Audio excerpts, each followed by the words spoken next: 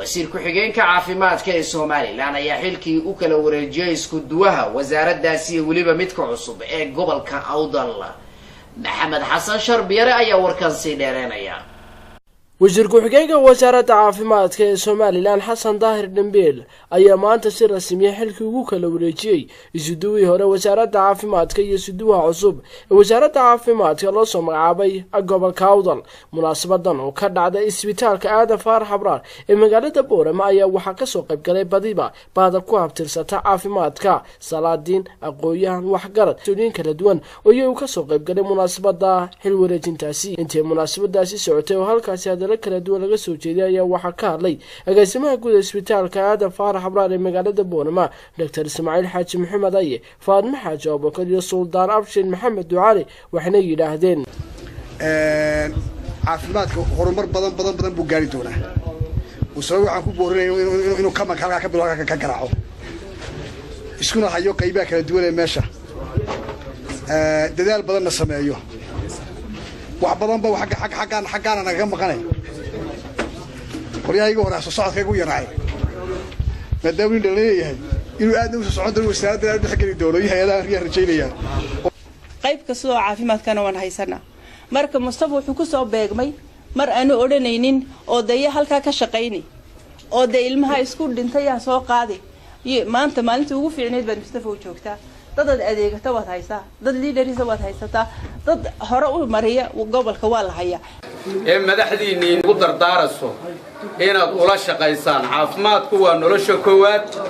waxa weeyaan waxaan u nimidnaa anu inta badan ma tago inta badan meelaha wax lagu kala wareejo. halkani laakiin waa mudnaanta koowaad meesha la weeyaa.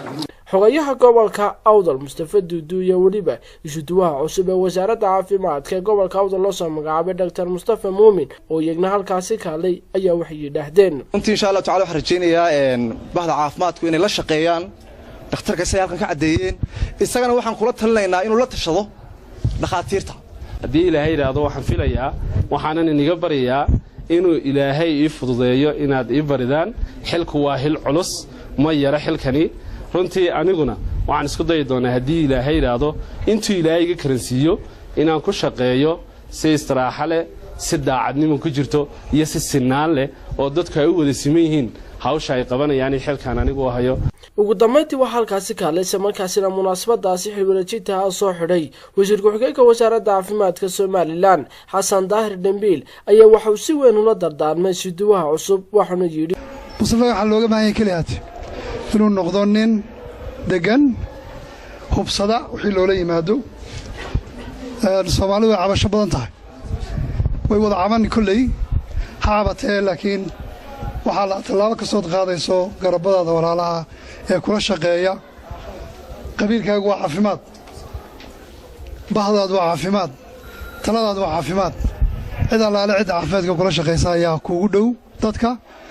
madaxnimadana jaranjarteedii baad soo kortay ama waad ku khasaari ama waad ku faa'iidi. taasi kadib waxa uu si rasmiya wasiir ku-xigeenka wasaaradda caafimaadka Soomaaliland Xasan Daahir Dambeel xilkaasi ugu wareejiyay isuduwaha cusub ee wasaaraddaasi loo soo magacaabay ee gobolka Awdal Dr. Mustafa Muumin. waxaana munaasabadaasi ku dhamaatay jawi degan. Maxamed Xasan Sharbiyare, Somali News, magaalada Boorama.